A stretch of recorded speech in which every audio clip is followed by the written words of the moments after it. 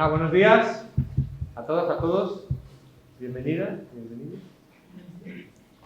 Yo estoy aquí solo de maestro de ceremonia.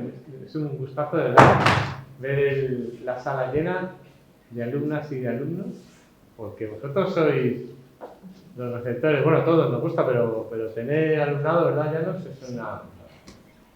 Y seguro que lo vais a pasar muy bien hoy.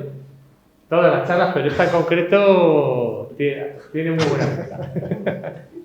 Dentro de todo este universo micromundo, pues ya sabéis a lo que venís, a una charla de Felipe Bastida, que es un investigador científico. Yo en las categorías del CSIC siempre me pierdo. Sí, yo también todavía. Un investigador importante, no, pero esto ya es tope de gama, ¿no?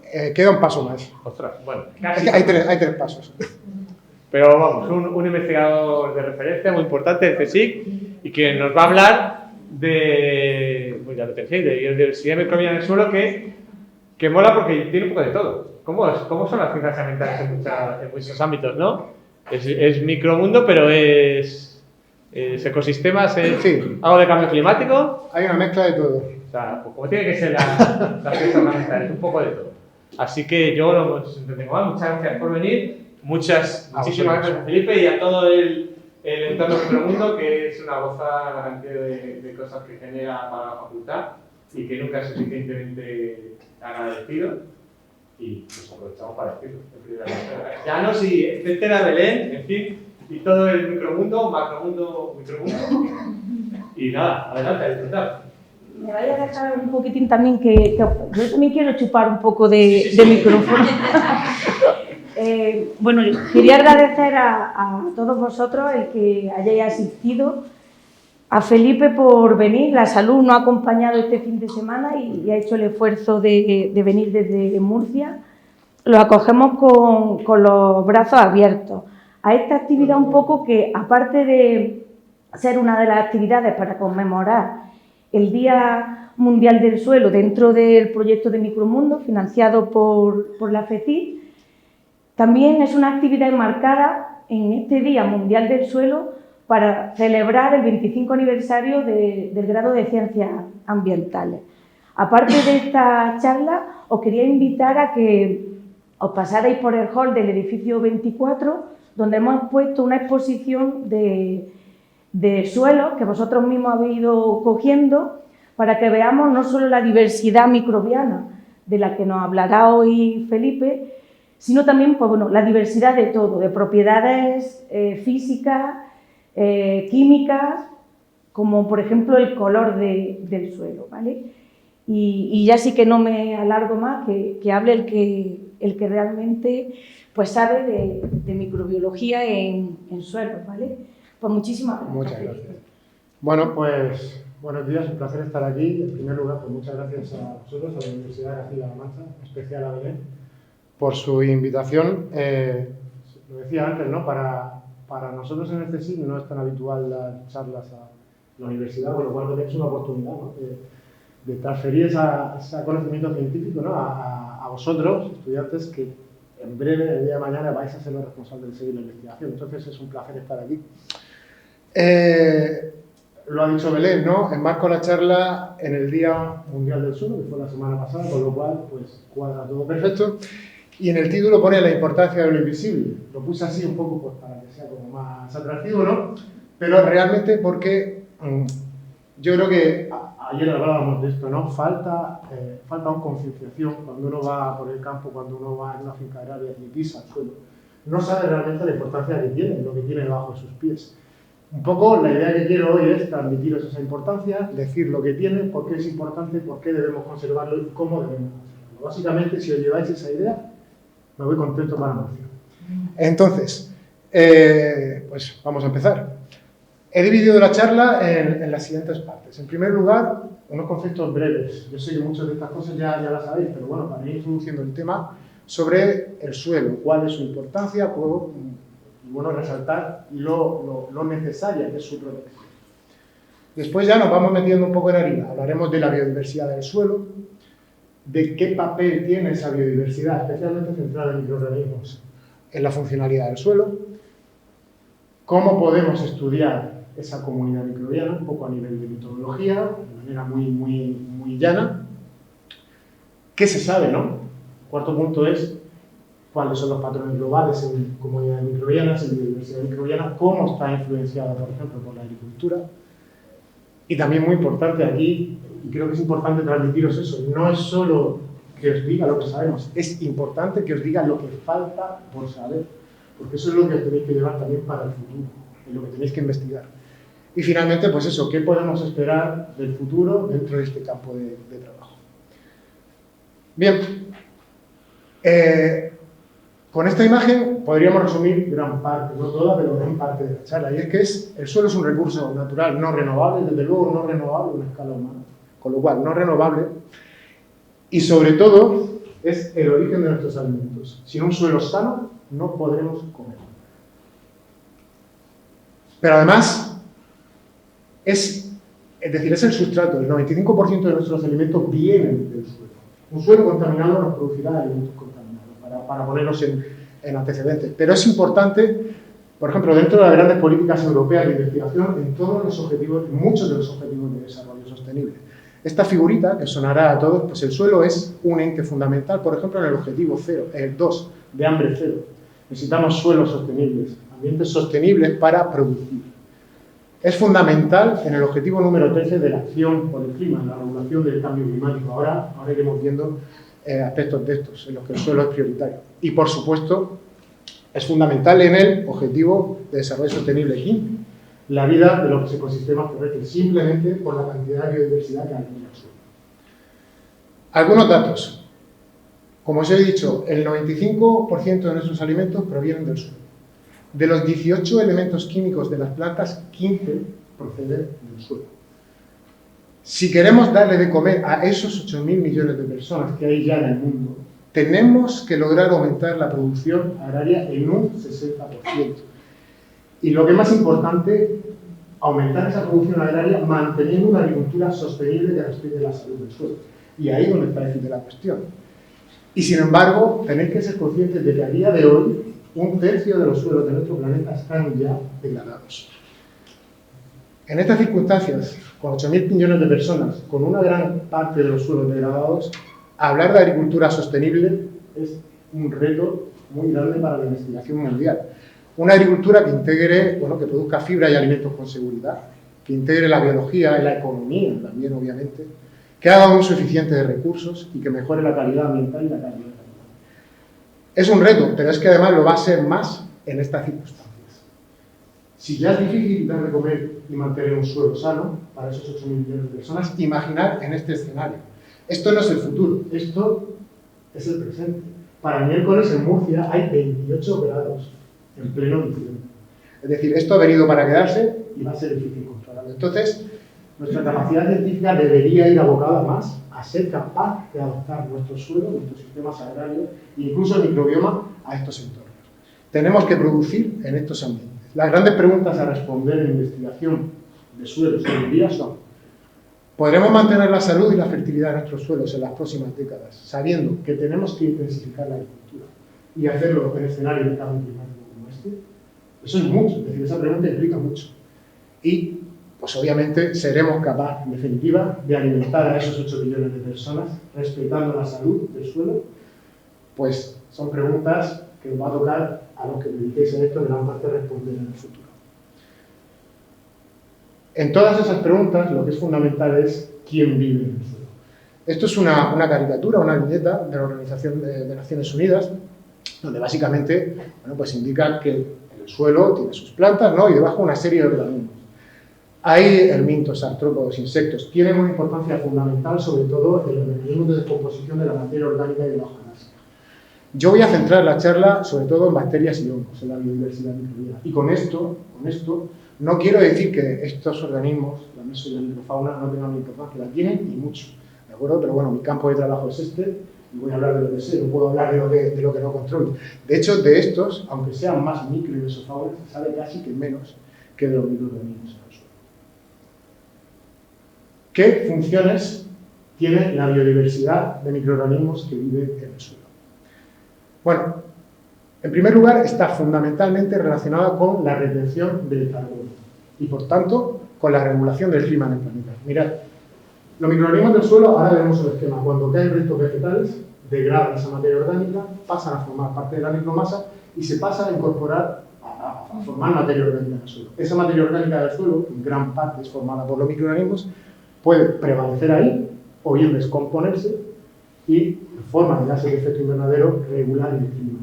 Por lo tanto, los suelos, a través de su biodiversidad microbiana, pueden ser o bien un sumidero de carbono o bien una fuente de carbono que contribuye. Por tanto, regular la acción de los microorganismos es fundamental para hacer de los suelos un sumidero de carbono y no una fuente de emisión de gases. La biodiversidad microbiana es también fundamental en el ciclo de nutrientes. Sabéis de sobra que los microorganismos del suelo, por ejemplo, nitrificantes, regulan la disponibilidad de fuentes de nitrógeno para la planta. Sabéis que ahora mismo está muy en boga el tema del fósforo. Hay microorganismos que son capaces de solubilizar fósforo a partir del suelo y proporcionárselos a las plantas. Sabéis que el suelo, por ejemplo, es fuente de una ingente cantidad de biodiversidad que son capaces de producir antibióticos, compuestos con potencial biotecnológico y, por tanto, tiene un interés de transferencia en índole biotecnológica muy claro. ¿Qué os digo con esto? Que la biodiversidad microbiana está muy relacionada pues, con todo esto, con el mantenimiento de la fertilidad, secuestro del carbono, la propia estructura del suelo, por ejemplo, a través de las hifas de los hongos, la propia degradación de los contaminantes y que, por tanto, tenemos que ir a conservar la biodiversidad del suelo. Ningún uso del suelo que afecte de manera negativa a la biodiversidad microbiana va a ser permitido por la Unión Europea. Y esto está ya encima de la mesa con oradores que entran en la agricultura. Y vosotros diréis, de acuerdo, lo dice Felipe, que es investigador del suelo, que lleva mucho tiempo trabajando y que le encanta su trabajo. Pues sí, claro que sí. Pero lo dicen también toda esta gente. Lo dice el programa Horizon de la Unión Europea, grandes estrategias de financiación en Europa, programa JP, Prima, programa LIFE, el Green Deal. Todos estos programas, y entendedme, estos son millones y millones de euros en investigación sobre el suelo. Europa está apostando por esto porque sabe que es importante. Si nos quedamos sin suelos sanos, especialmente en la Unión Europea, tendremos un problema grave, lo acabo de decir, y por tanto se está invirtiendo mucho a nivel económico en toda esta temática. Un diagrama, una imagen un poco sencilla, ¿no? Para poner un poco, ejemplificar algunas de las cosas que os he ido explicando. Mirad, por ejemplo, en la regulación del clima, sabéis que existen microorganismos que son capaces de degradar, de reciclar materia orgánica, producir, por ejemplo, metano a la atmósfera, ¿no? Esto es muy distinto dependiendo del contexto ambiental. En suelos como los del sur de España, donde hay menos humedad, se tiende a la estabilización de la materia orgánica.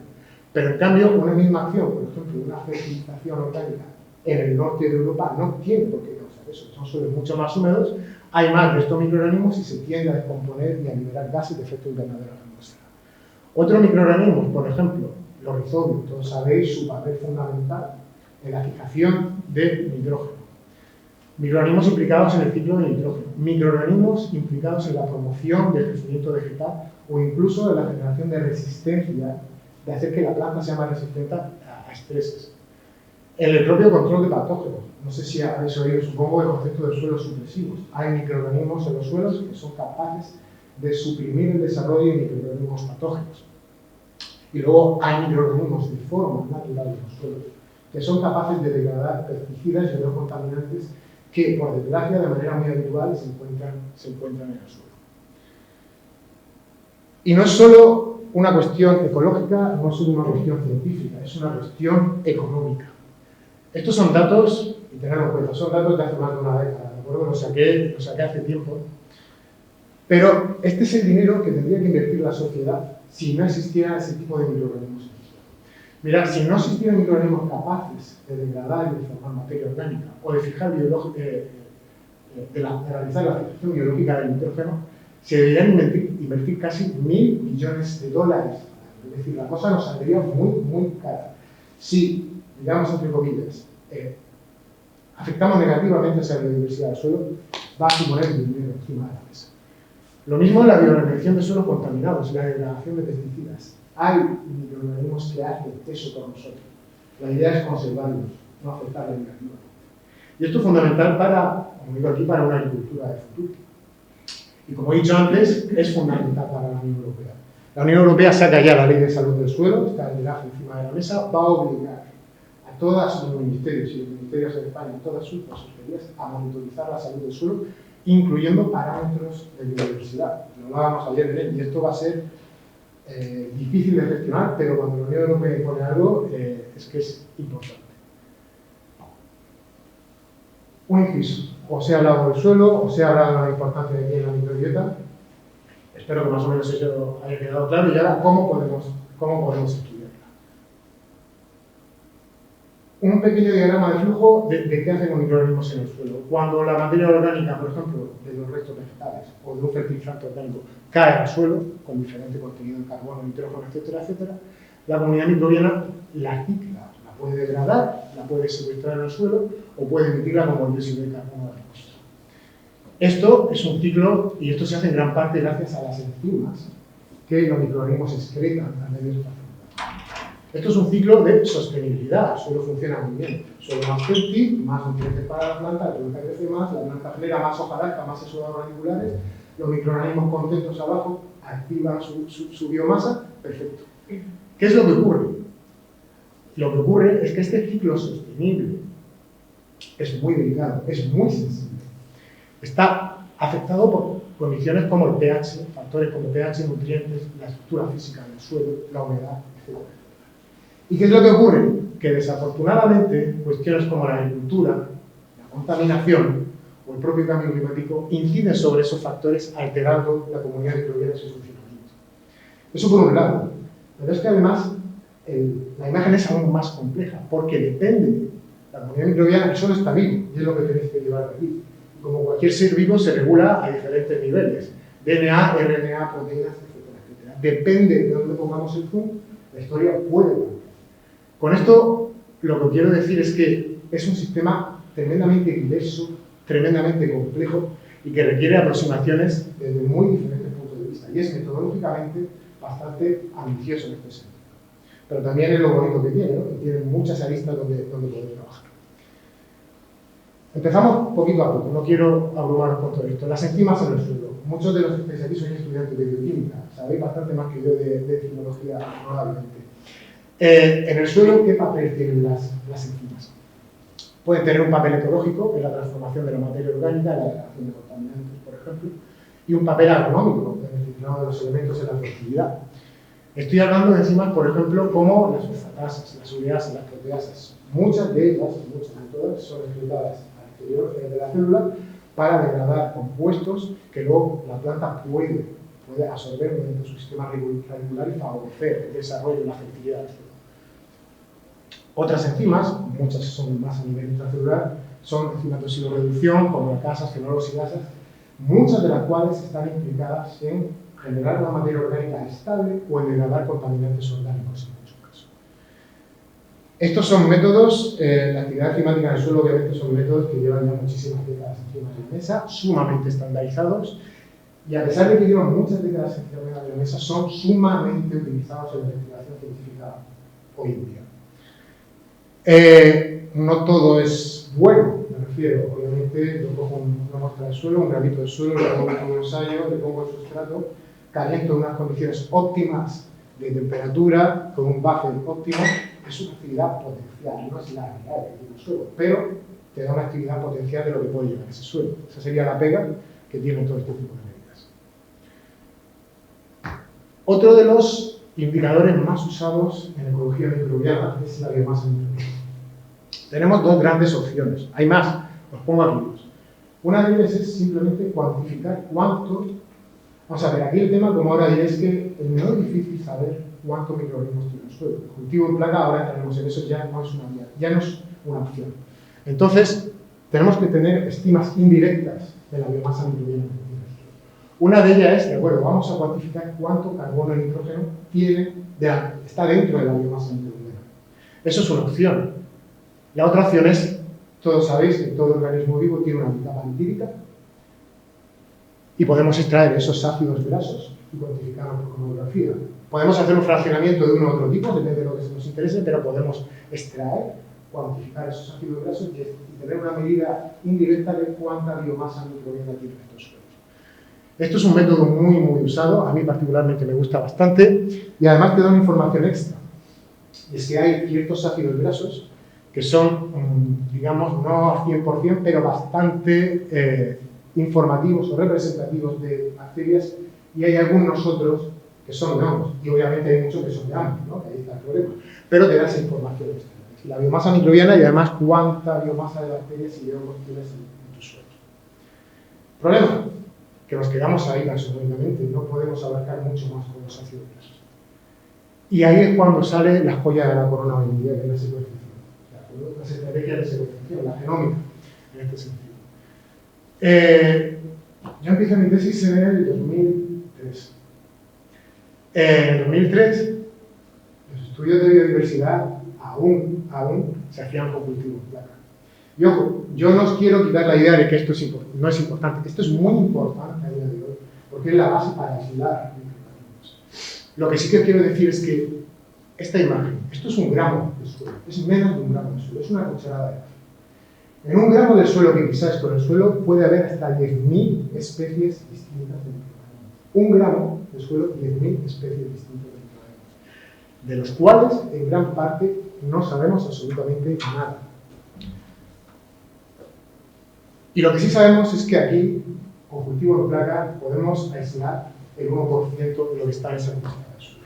Con lo cual, hoy en día el cultivo en placas ya no es una estrategia para estudiar la biodiversidad de los suelos. Tenemos que ir sí o sí a herramientas moleculares, a genómica. Estoy hablando, por ejemplo, de estudiar indicadores taxonómicos como el 16S ribosomal para bacterias, o el 18S o el ITS para hongos. ¿De acuerdo? Eso nos da una indicación del nivel de biodiversidad y además ponerle nombre y apellido a los microorganismos que tienen nuestros suelos.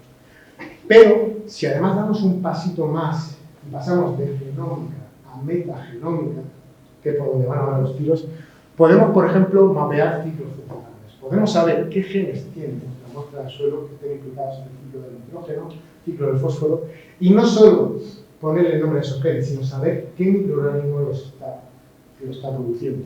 Esto obviamente te genera una información, un valor añadido tremendo, porque te permite saber cómo está funcionando el suelo o cómo puede llegar a funcionar y qué microorganismos son responsables de esos procesos. Nos quedamos con la enzimología, con la biomasa microbiana y con la genómica. Vale. ¿Y ahora qué sabemos de todo esto a nivel global? ¿Y qué sabemos a un nivel más local? Mirad, esto es un estudio que a mí me gusta mucho, que hemos hecho en nuestro grupo, de un gran proyecto de la Unión Europea, que es el proyecto Lucas, que tiene ya más de una década, pero Lucas empezó como un proyecto muy pequeño, eran 1.000 muestras en todo Europa. El nuevo Lucas son 12.000. Y aquí lo que entramos nosotros en el grupo de investigación fue a evaluar la biomasa microbiana con ácidos grasos, como os acabo de indicar, ¿de acuerdo?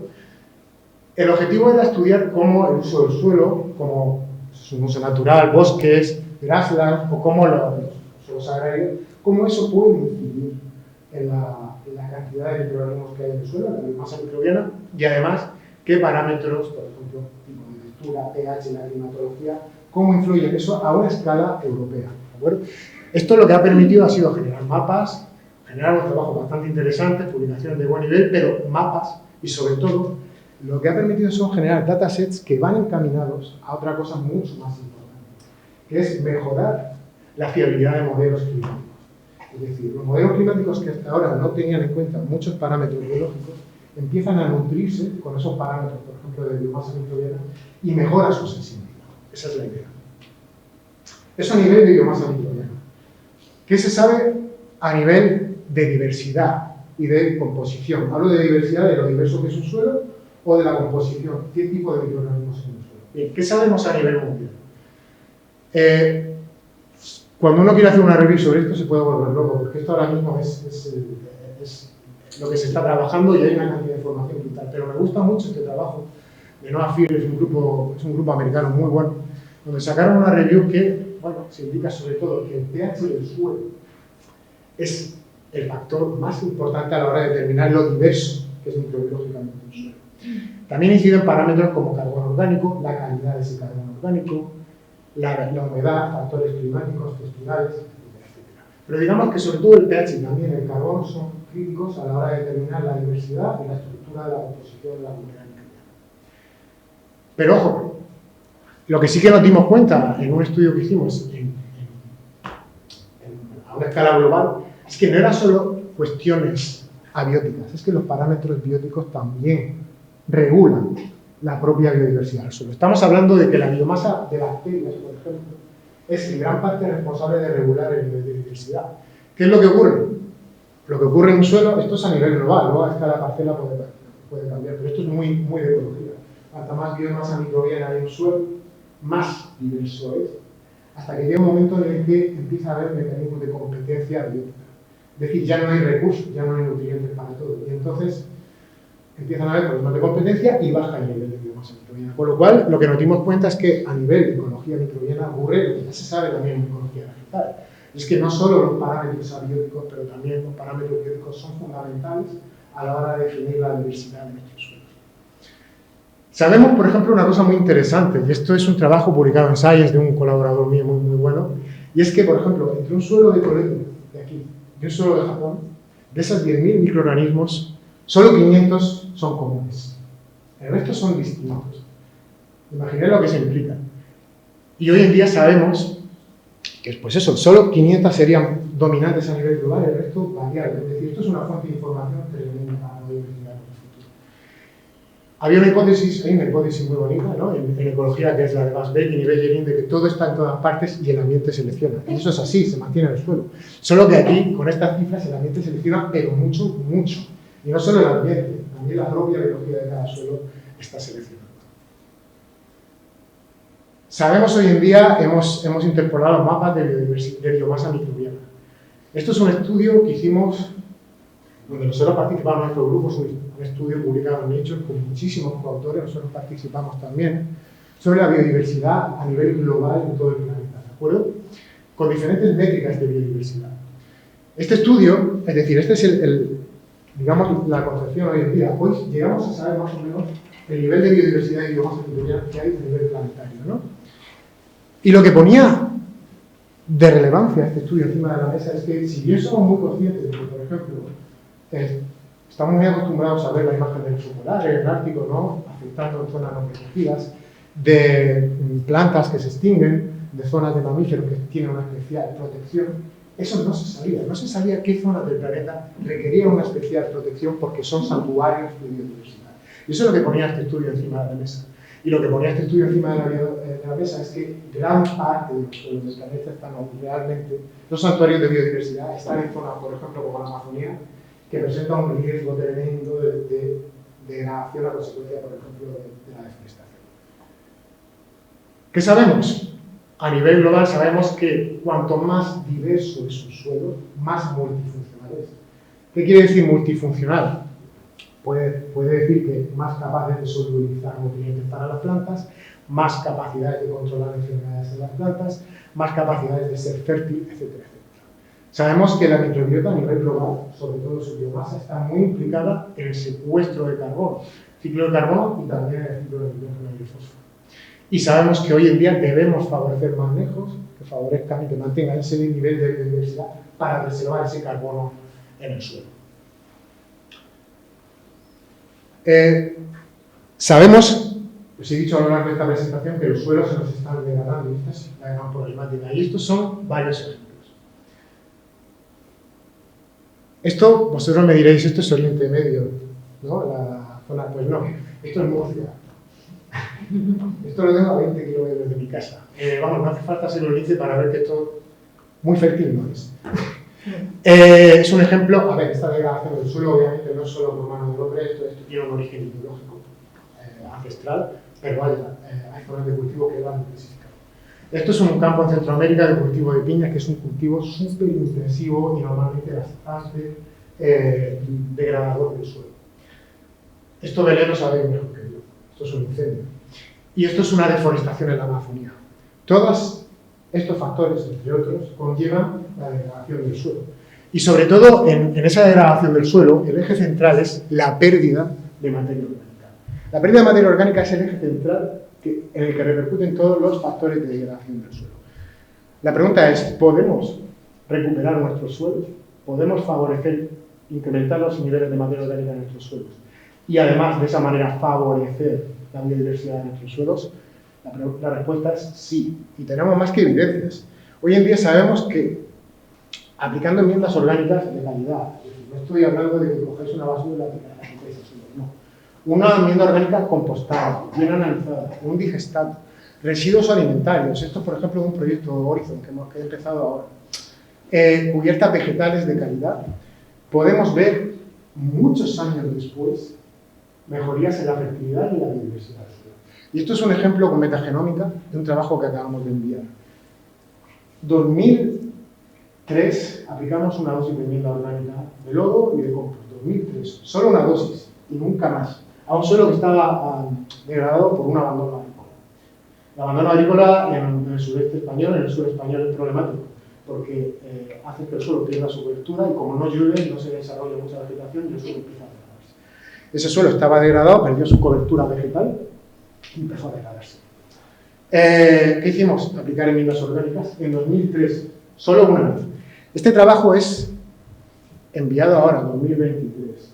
Es decir, estamos hablando más de 20 años después y aún se observan cambios sustanciales a nivel de biodiversidad, una mejor fertilidad de los suelos, un mayor secuestro, y esto es metagenómica, es decir, podemos recuperar los suelos y no es tan difícil a nivel económico ni tan complicado.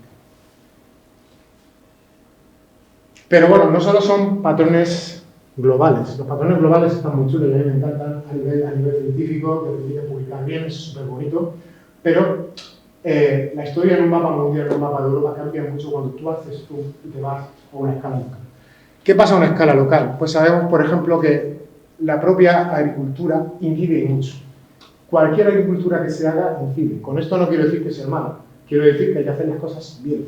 Sabemos que, por ejemplo, el tipo de cultivo, porque aporta una cantidad de materia orgánica distinta, porque tiene una demanda de agua y nutrientes distintos, afecta a la biodiversidad del suelo. Sabemos también, por ejemplo, que tipo de manejo, la aplicación de enmiendas orgánicas, fertilizantes, rotación de cultivo, cubiertas de vegetales, el abandono agrario y el propio riego incide en la biodiversidad microbiana. Y todos estos aspectos hay que tenerlos en cuenta si queremos respetar la sostenibilidad de este recurso natural, que como he dicho, no es renovable. Esto es un ejemplo. Uno no podría pensar que, por ejemplo, con el agua desalada, que uno tiende a pensar, esto es agua de osmosis ultrapura. No. El agua desalada que se está implantando en muchas partes del mundo para riego, y en concreto en el Mediterráneo, tiene un problema, y es el elevado contenido en boro que tiene. No se sabía mucho, hicimos un proyecto donde efectivamente, tanto en condiciones de macetas como en campo, evaluamos cómo ese tipo de manejo, regar con agua desalada, y tiene un impacto notable, muy notable, en algunos indicadores de la comunidad microbiana. Es decir, hasta ese punto es sensible la comunidad microbiana. A nivel de fertilización, por ejemplo, una de las cosas que más os vais a encontrar en el futuro, y lo vais a oír mucho a partir de ahora, es el tema de fósforo. Hemos hablado de enmienda orgánica, hemos hablado mucho de carbono, por el secuestro de carbono y su importancia en la regulación del clima. Pero hay un problema cada vez más acuciante, y es que nos quedamos sin fósforo. Y si no tenemos fósforo, nos morimos de hambre. Las minas de fósforo, donde se extrae roca fosfórica, que es el principal fuente de fertilizante de fósforo, están en el Sáhara, se van a acabar en unas décadas. Y tenemos que encontrar fuentes alternativas de este fertilizante. Y ahí volvemos a tener un problema. Tenemos que estudiar qué tipo de residuo mineral es más adecuado, si tiene un efecto potencialmente positivo o no en el suelo, y qué microorganismos del suelo son fundamentales para solubilizarlo y maximizar su disposición para la planta. Y en ese sentido estamos también trabajando a nivel de biodiversidad del suelo. Estamos trabajando en una hipótesis muy bonita que es, por ejemplo, todos sabéis, por desgracia, el problema, o lo habéis oído, el problema del Mar Menor, ¿no? en la región de Murcia. Ha sido una región utilizada súper intensivamente en la agricultura. Y esto lo que ha supuesto es que ha tenido una acumulación de nutrientes masiva durante mucho tiempo, ¿no? Y muchos de esos nutrientes, muchos se han ido al Mar Menor, por desgracia, otros se los queda al suelo. Y entre esos otros, muchos es el fósforo, que es en gran parte bastante mineral y se queda complejado en el suelo. La hipótesis que barajamos trabajando con biodiversidad microbiana es, vamos a ver, en el suelo existen solubilizadores de fósforo. ¿No podría yo hacer que esos microorganismos fueran más activos y pasaran ese fósforo acumulado durante décadas a disposición de la planta? Eso me permitiría ahorrar fertilizantes y, entre comillas, descontaminar ese suelo. Eso es una hipótesis muy chula, luego llevarla a cabo, ya os digo que no es tan fácil, ¿no? Pero estamos trabajando mucho aplicando solubilizadores y estamos mucho trabajando alterando la estequiometría elemental de esos microorganismos. Añadimos carbono y nitrógeno, los dejamos con hambre de fósforo para que ellos sientan la necesidad de solubilizar ese fósforo. Y en eso estamos trabajando en mi último proyecto del Plan Estatal. Y esta línea además es muy interesante porque si bien la primera parte de esta charla, todos esos mapas a nivel global, va muy encaminado a adoptar políticas científicas de protección del suelo, etcétera, etcétera, esta última parte lo que va muy encaminada es al ámbito empresarial, a desarrollo biotecnológico, a transferencia de empresa. Con esto lo que quiero decir es que creo que en ciencias, obviamente la ciencia básica me encanta, es lo que más me gusta, pero creo que sí, que también hay que tener siempre un punto de vista aplicado. Y el caso del fósforo es esto, es decir, estamos trabajando en diferentes ambientes donde aplicando diferentes fertilizantes como harinas de huesos ricas en fósforo, estamos fomentando la acción de algunos microorganismos y ahora precisamente estamos trabajando para aislarlos, lo cual, como he dicho antes, no es nada fácil, secuenciando su metagenoma, viendo sus características cromotómicas de crecimiento, etcétera, etcétera, y trabajando también de las manos de empresas en desarrollar biofertilizantes y bioestimulantes. Es todo esto a lo que me refería, ¿no? Con sus cultivos de enriquecimiento, con sus salos de bici para solubilizar fósforo, etcétera, etcétera. ¿Qué me falta por saber?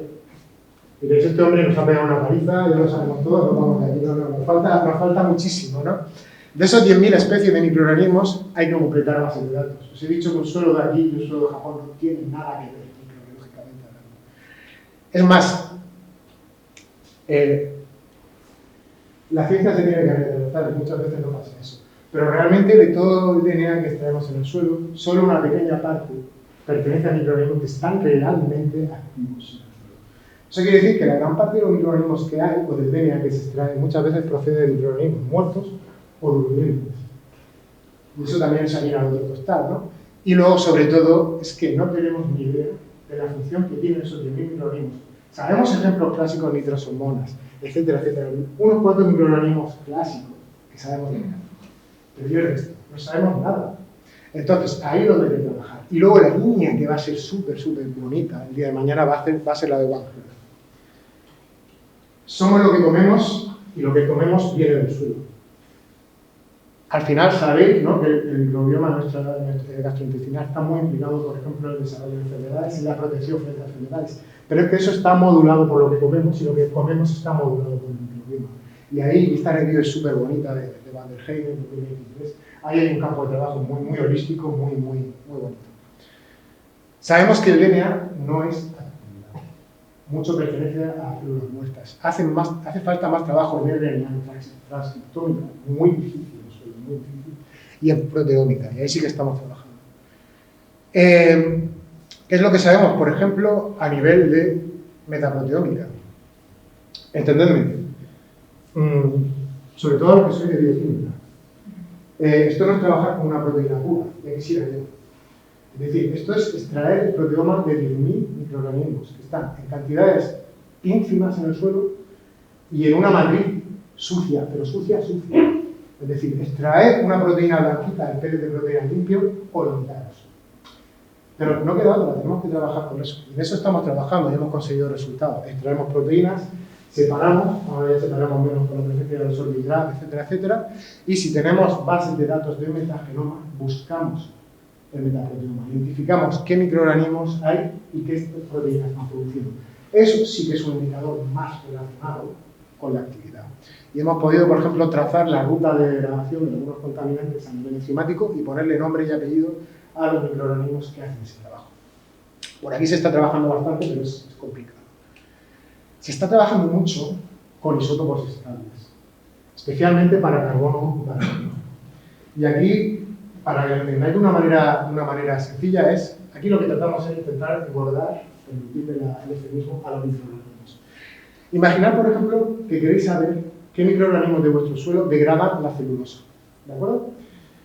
Lo que podéis hacer es producir o comprar una celulosa que viene artificialmente enriquecida en carbono 13. Es decir, que no tiene la abundancia natural de 1,0 algo de carbono 13, sino una abundancia natural mucho más alta en carbono 13. Se pone en el suelo.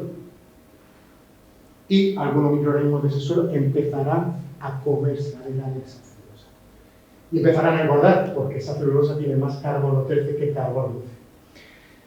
Si luego somos capaces de aislar biomarcadores, ácidos grasos, DNA, proteínas, y hacer espectrometría de masas y masas, podemos identificar qué microorganismos son responsables de degradar o de secretar esa fuente de carbono, en este caso. Imaginad lo mismo, por ejemplo, si queréis identificar microorganismos que degraden un contaminante. Un farmacéutico, podéis comprarlo enriquecido en carbono 13 y podéis estudiar qué microorganismo está haciendo ese proceso. Y vamos acabando. ¿Qué podemos esperar en el futuro? Bueno, yo en el futuro, y esto quizás ya la podríamos... La secuenciación de amplicones va a bajar más todavía, si cabe, pero hoy en día es bastante estándar. Y lo que va a bajar de precio es mucho la metagenómica. Ahora, hoy en día una muestra de metagenómica te puede costar unos 200 euros, una muestra. Y yo creo que esto en los próximos 5 años va a disminuir mucho. Vamos a avanzar en metagenómica, metaproteómica, metabolómica de suelos también bastante. Y vamos a saber aplicar consorcios microbianos. Y aquí, ahora que no hay ninguna empresa por aquí escuchando, espero, porque necesitamos investigar también mucho de eso. Muchos de los consorcios microbianos que se aplican realmente no son funcionales porque no viven en ellos. Hay que investigar mucho en qué condiciones se tiene que aplicar y cómo un consorcio microbiano para que sea realmente. Eso es lo que cabría esperar en el futuro. ¿Qué necesitamos? Pues obviamente mucha pasta. Y el que diga que no, mentira. Y el que diga que no, mentira también, menos burocracia. Y sobre todo, necesitamos una ciencia muy colaborativa. Ahora pondré la foto de mi grupo. Todo esto que os he explicado antes, yo no lo sé hacer, ni lo voy a saber hacer en la vida yo solo. O sea, ya me doy por vencido. Aquí se tiene que trabajar en colaboración, sí o sí. Si no, jamás seremos competentes. Y menos en España, donde el nivel de financiación es bueno, pero sí que es. ¿De acuerdo? Y necesitamos una buena especialización. Cuando acabéis, tenéis que seguir formando, tenéis que aprender programación, etcétera. Y el bonus track, como digo, algunas recomendaciones si queréis dedicar a esto el día de mañana. Yo creo que siempre es mejor pensar a lo grande y querer hacer un mapa mundial de bichos en el suelo, que ya te quedarás corto de por sí, pero mejor eso que pensar en pequeño y no acabar nunca. Lo digo otra vez, trabajar en colaboración. Yo la metaproteómica la hago con un grupo donde hice el postdoc en Alemania. Los estudios globales con gente de diferentes partes del mundo. A nivel local, más con mi propio grupo de investigación. La ciencia tiene que ser colaborativa, sí o sí. Buscar buenos grupos productivos con buena capacidad de formación. Buscar tutores, directores que os den hipótesis, que os den ideas. Y aprender mucha bioinformática. Yo ya... a mí no me llega ya la vida para todo esto. Mucha bioinformática, mucha programación. En temas de ecología microbiana en concreto es fundamental. Y termino. Doy las gracias, porque tengo que darlas siempre, a todas las herramientas financiadoras que me pagan todos estos proyectos de investigación que os he enseñado aquí. Al Plan Estatal, a los proyectos de transición ecológica, a la JP Soil, al Horizon, al LIFE, etcétera, etcétera. Y sobre todo a toda esta gente de aquí, que si no fuera por sus manos, yo desde luego no estaba aquí explicando todo esto. Y muchísimas gracias por vuestra invitación, ha sido un placer y ahora hablamos de lo que queréis.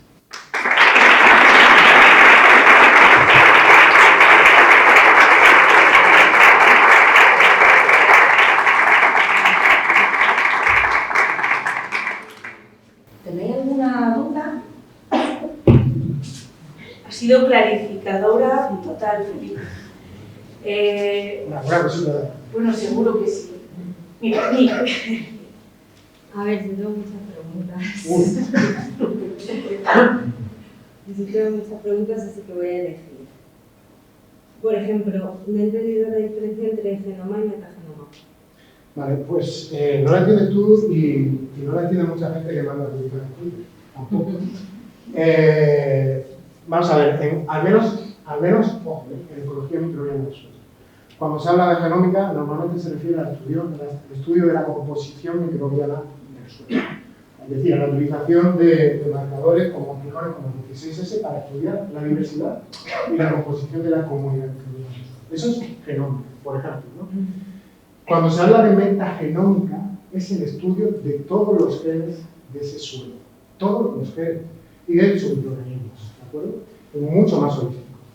¿Tiene algo que ver con la dinámica de poblaciones? Tiene mucho, es decir, el suelo de hoy a mañana cambia. Es decir, no de hoy a mañana, de ese centímetro hasta aquí que cambia. De mañana por una lluvia o porque ha subido la temperatura de 10 grados que cambia. Es un sistema vivo. Es un sistema vivo, pero multiplicado por 10.000 especies. Es un sistema súper vivo y muy cambiante, claro que sí.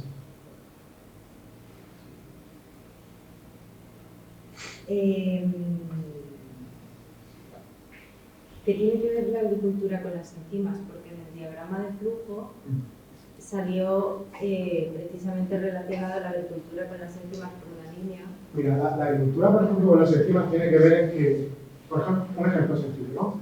Si tú haces una agricultura orgánica, tú haces una agricultura convencional, ¿no? La capacidad que tienes de afectar a las enzimas que producen, no sabes. Los microorganismos producen enzimas que son responsables para la fertilidad del suelo, ¿de acuerdo? Fosfatasas, ureasas, etcétera, ¿de acuerdo? Hay determinadas prácticas agrarias que matan los microorganismos, por ejemplo, una compactación del suelo, por paso de maquinaria pesada muy a menudo, al final termina liquidando especialmente los hongos, ¿no? Pero luego también, por ejemplo, el tipo de fertilización. Si tú aplicas una enmienda orgánica de calidad, están metiendo sustratos para esas enzimas. Los microorganismos empiezan a producir enzimas y esas enzimas son las que generan sustratos para dicha máquina. Entonces tiene mucho interés. Entonces es bueno. Es bueno, claro. Es bueno si se hace bien. Empiezas a aplicar inhibidores de la ureasa, empiezas a aplicar nutrientes por un tubo, de los cuales muchas de estas enzimas funcionan por feedback negativo, ¿de acuerdo? Muchas de ellas, si tú aplicas un nutriente inorgánico, la enzima se inhibe. No es que se inhibe, es que el microorganismo no lo produce. Entonces es bueno si se hace bien. No sé si... Yo puedo seguir, pero si quieres alguien Sí. ¿Sí? Claro. ¿En qué se basa la calidad del carbono orgánico? Mira, eso es complicado, es una muy buena pregunta, porque habéis oído hablar, habéis estudiado todo lo que es sustancias únicas, sustancias públicas, ¿no? Pues parece que todo eso, a los semáforos del año 2020 ya no les convence y ya no les gusta hablar de sustancias únicas, ¿no? Se está cambiando la clasificación, mira. La materia orgánica se sigue sin saber realmente lo que es. Eso es una caja negra.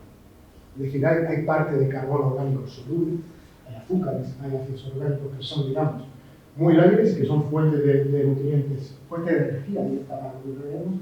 Y luego hay ligninas, hay celulosas, hay materia orgánica súper estructurada, que es súper estable en el suelo y que los microorganismos no les es tan difícil hacer. Entonces, esa sería la diferenciación. Hoy en día, para estudiar las sustancias únicas, para estudiar el carbono orgánico, la materia orgánica, se recurre ya a pirólisis, a herramientas bastante complejas, pero no hay respuesta. Una materia orgánica sea buena o mala, yo no te sabría decir. Lo que es importante es que haya materia orgánica en el suelo. Como no la haya, el suelo está mal. ¿De acuerdo? Y una que me interesa a mí, porque estoy interesada en el campo de la arqueogeología, y esta ya es un poco para mí. Quería saber si se pueden fosilizar estos bioindicadores, si hay algún bioindicador que se pueda fosilizar. Bueno, yo creo que están descubriendo, están identificando DNA, ¿no? Hasta de hueso metalítico y cosas de estas.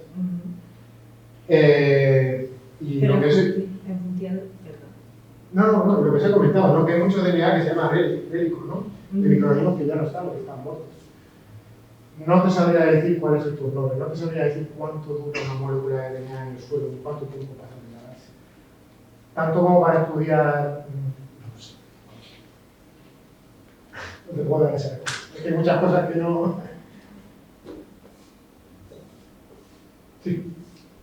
Igual es un poco absurda, pero porque como que dice lo contrario a una cosa que has afirmado, que es que hace falta materia orgánica como sustrato, digamos, para que el suelo vaya proliferando. Es posible que a través de un suelo prácticamente inorgánico, muerto, se pueda regenerar o las bacterias puedan llegar a recolonizar ese suelo, bien que sean bacterias autótrofas o por determinados tipos de uso. Vamos a ver, en primer lugar es raro, por no decir casi imposible, que un suelo esté estéril. Es decir, incluso comprobando, incluso con reactivos más pero bueno, suponiendo que lo sea, ¿no? Los suelos, por muy diferentes que sea, siempre tienen. ¿Han visto las fotografías de ese suelo que suelo decir? Sí, pero hay muchos suelos más pobres en la vida, es decir, tienen actividad. Y cuando le añades una materia orgánica, pega un montazo. Es decir, son súper agradecidos en ese sentido. Entonces, sí se puede hacer. Y es muy retroalimentado, es decir, tú inicias un ciclo de sostenibilidad, es un ciclo suelo casi muerto, y añades esa materia orgánica y la biomasa empieza a desarrollarse, la actividad suele recuperarse bastante bien, incluso a largo plazo. Hay un libro que tiene cierto rigor científico, pero es ficticio. Plantea que a través de un suelo prácticamente muerto, muy estéril, a través de organismos que unidos a materia orgánica, poco a poco, con condiciones adecuadas, vayan colonizando el suelo. Me preguntaba si la sí, aquí hay dos cosas. Yo, claramente sí, pero sobre todo por poca biomasa microbiana, por poco microorganismo que tenga el suelo, siempre tiene. Entonces, si tú le apliques una materia orgánica, simplemente esos microorganismos tienen más, van a desarrollarse. ¿De acuerdo? No es tanto los microorganismos que aplicas con esa materia orgánica. Es que los que hay en el suelo se van a ver favorecidos por eso. Los microorganismos que tú aplicas con un compost o con un lodo, raramente les cuesta mucho sobrevivir. Vienen de un escenario ideal y vuelven a ese suelo a 40 grados de verano y van a decir que mejor que vale. Pero sí que favorece de manera indirecta la nutrición de los microorganismos que hay. Entonces sí, en gran parte sí. Y luego microorganismos fotoautógrafos, por ejemplo, costras biológicas, ¿no? En ese tipo de suelo, algas y cosas que fijan dióxido de carbono y tienen una función ecológica. Y son sobre todo muy abundantes en suelos de ese tipo. Y en función de lo que ha dicho mi compañero, el proceso de sucesión. Muy rápido al principio y muy lento, como una sucesión ecológica clásica. Exacto. Al principio hay una dinámica RK de las clásicas, ¿no? Una monotomía de microorganismos, unos cambios brutales. En los 6 primeros meses, por ejemplo, después de una enmienda orgánica, después de esos 6 meses, se va estabilizando la comunidad microbiana y en gran parte hay unas fluctuaciones y son una parte dependiente de la estación. Yo una cosa que he entendido es, has explicado que mediante análisis de metaproteómica podéis saber qué enzimas son las que están implicadas en los distintos ciclos del suelo. Pero lo que no entiendo es cómo lanzáis esa información con qué microorganismo es el que está produciendo realmente esa enzima. Tienes que tener bases de datos de la genoma que forman para buscar la proteína. Si no, esto antes se hacía un poco así. Hoy en día, si quieres hacer bien, tienes que tener la genoma primero, es como base de datos, y entonces después de extraer proteínas, incluso con una cantidad de masas, buscar microorganismos. O sea, es un poco la inversa. Primero buscáis la proteína y luego veis que puede haber. No, primero el metagenoma y luego la proteína. Eso sería lo mismo. Y luego los hábitos.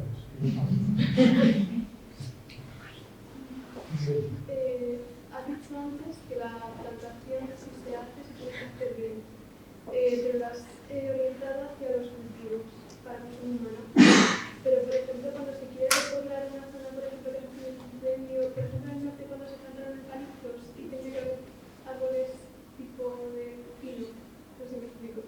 Sí. A ver, existe, esa es buena pregunta, es decir, obviamente he entrado mucho en la agricultura, en la economía, pero el manejo forestal es muy difícil mucho.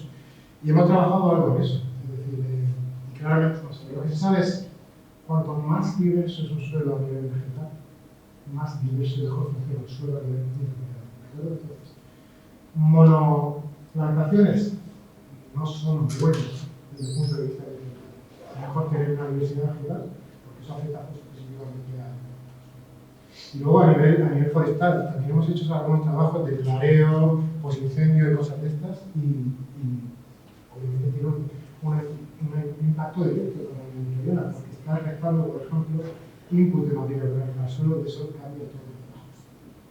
Yo hablaba más, por ejemplo, de especies que no son autóctonas, que has metido como una especie nueva de ecosistema. Cambia también la onda. Cambia, es decir, al final meter una planta, es decir, esa planta tenemos esos auriculares, algunos metabolitos distintos que pueden afectar. Especies invasoras afectan a la comunidad microbiana. Y eso, yo no he trabajado en eso, pero está descrito. Ahora, no me quería meter ahí, pero me voy a meter aquí.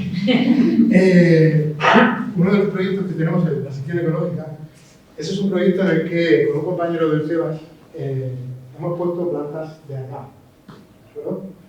El argán es una planta desértica como ella sola, pero es el último árbol que vive en la frontera con la Indonesia. ¿De acuerdo?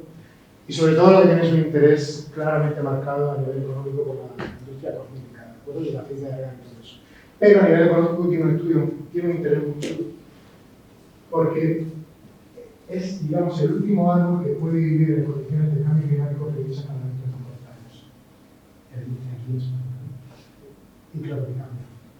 Claro que cambia el suelo. Pero prefiero tener el suelo cubierto por vegetación a tenerlo descubierto y que se vea. Pero cambiar, claro que cambia.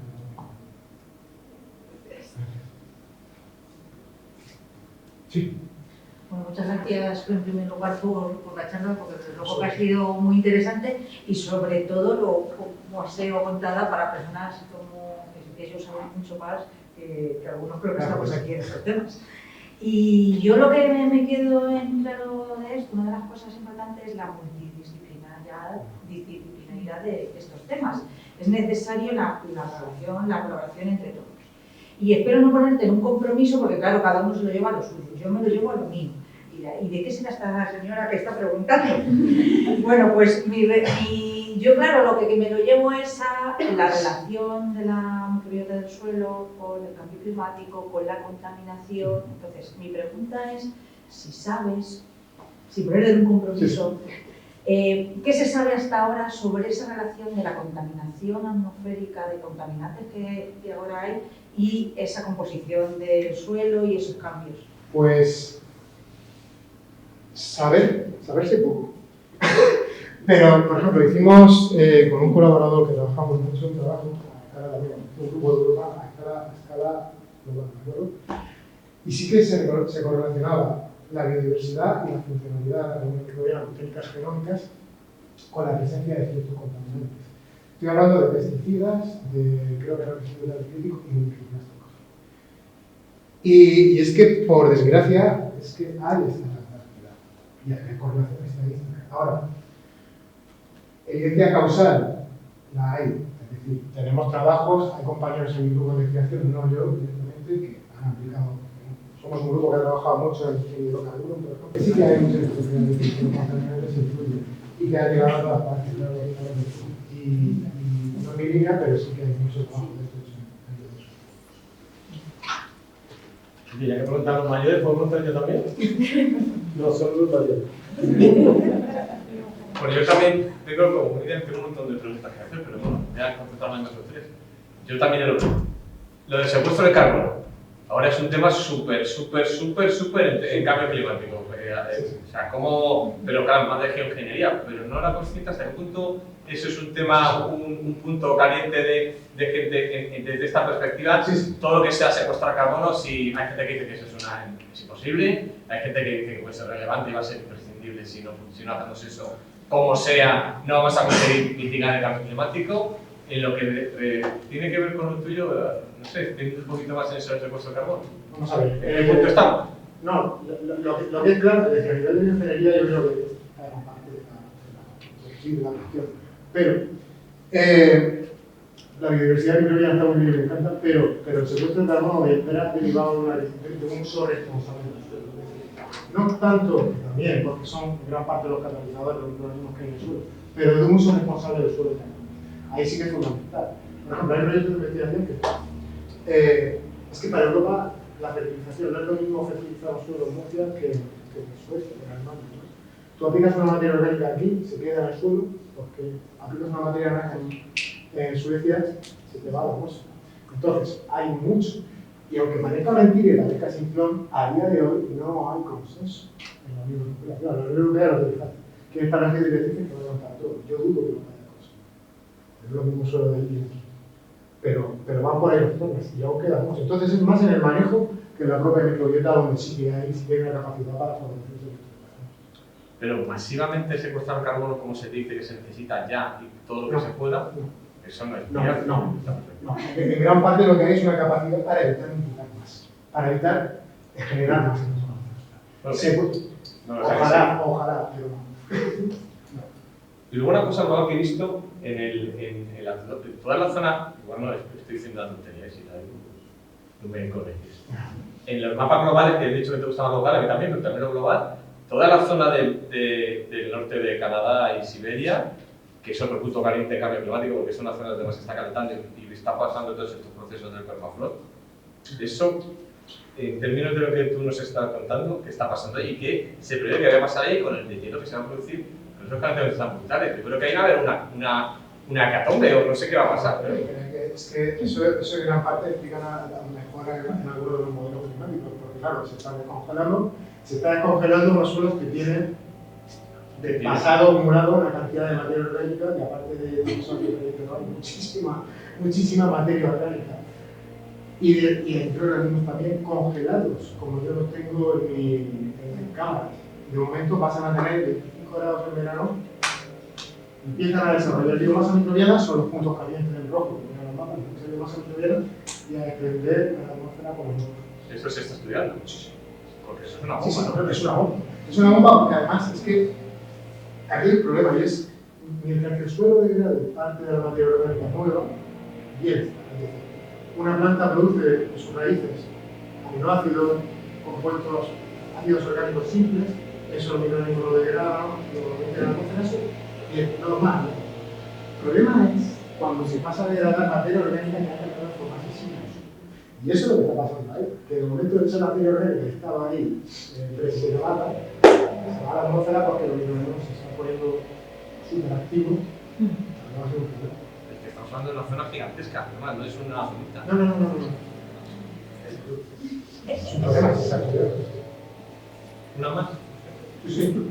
También mucho. ¿Te has comparado Murcia con Japón en cuanto a la... Toledo,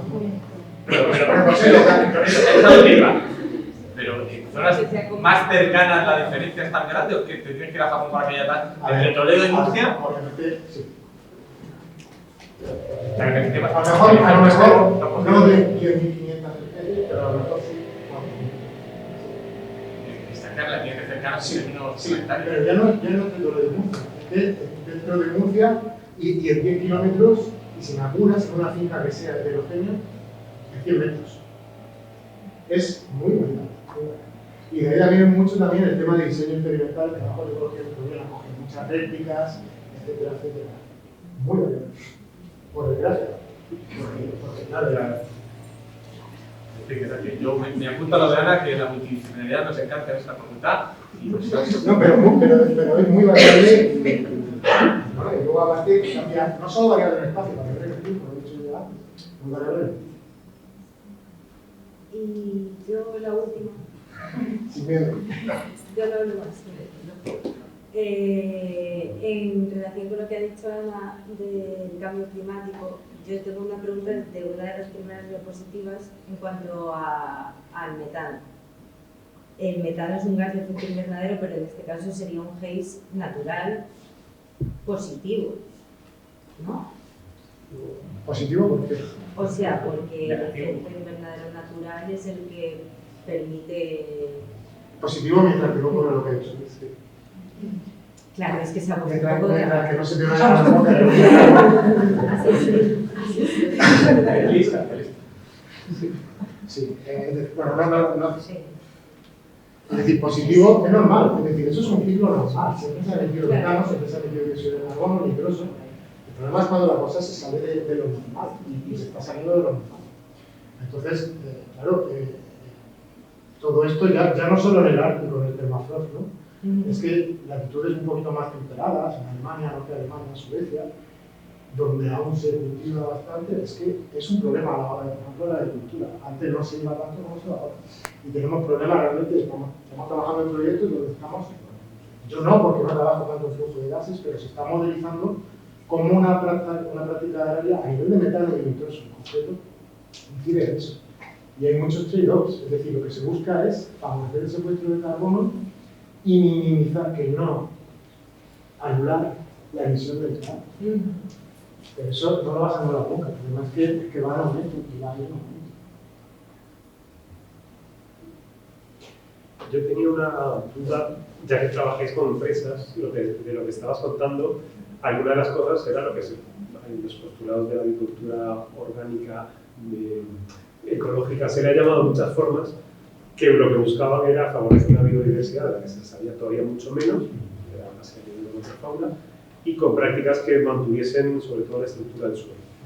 Eso es un mensaje que ha costado mucho que calase en la industria y sigue costando, pero la Unión Europea teóricamente está aportando eso, pero se siguen haciendo prácticas de compactación del suelo, de abuso o de dependencia, más que no solo de abuso de los fertilizantes orgánicos, comprar la semilla que aguanta el pesticida. ¿Qué receptividad tenéis vosotros en las empresas que colaboran, que supongo serán las más receptivas, a la hora de cambiar ese paradigma, en definitiva, de la agricultura que nos contaron durante 20 o 30 años, que si no hacemos esto no tenemos alimentos para los 8.000 millones? Que es totalmente de acuerdo, totalmente de acuerdo. Lo bueno, por decirlo ahora, es que se va a legislar, la Unión Europea cada vez está prohibiendo más fertilizantes inorgánicos, por ejemplo, ¿no? Y entonces las empresas están locas por lo vivo, incluyendo las grandes multinacionales españolas y mundiales que trabajan en producción de fertilizantes, que antes eran NPK, puro y duro, y ahora saben que o cambian al oído o en 4 años se no vende nada. Entonces, están receptivos por obligación. Pero esa receptividad se traslada a que las multinacionales, la Unión Europea es un actor importante, pero al fin y al cabo es cada vez es más pequeño como actor frente al resto del mundo. Entonces, trasladan ese interés en llevar esas prácticas a otros sitios o hasta que no vean la rentabilidad directa o cómo pueden sacar ellos, compensar ese cambio. Es muy real. Es decir, yo cuando trabajo con agricultores, como decía ella, me da muchísimo miedo porque te ponen el compromiso que es tremendo, ¿no? Pero ahora, por ejemplo, lo que sí se hace mucho es, digamos, como a 3 patas, ¿no? La parte más científica, académica, la parte más de fertilizante y el agricultor, ¿no? Y entonces ahí se empieza a trabajar. Donde parece ser que va a cambiar un poco esa receptividad es con el tema de los créditos de carbono. Eso está aún en entredicho, ¿no? Viene de Estados Unidos, básicamente los créditos de carbono, lo que he oído es que se va a premiar de una manera económica, entre comillas, al agricultor que favorezca el secuestro de carbono. No sé cómo se premiará, no sé cómo económicamente se hará, pero es un incentivo. Y por ahí está, por ahí están. Y luego el borrador este de la ley de salud del suelo, que es temible lo que van a pedir. O sea, está muy bien, pero lo veo muy complicado que lo apliquen. Pero sí, es difícil calar, pero yo creo que los agricultores cada vez son más conscientes de que tienen necesidad y que saben que no pueden hacer ciertas cosas. Y en parte, bueno, pues todo lo que ha pasado en mi región, todo lo que ha pasado en otras regiones, al final saben que es que las cosas hay que cambiar. Cuesta, pero son más efectivos.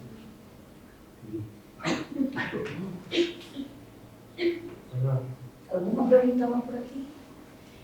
Yo simplemente un comentario. Incidir en la importancia de la interdisciplinaridad.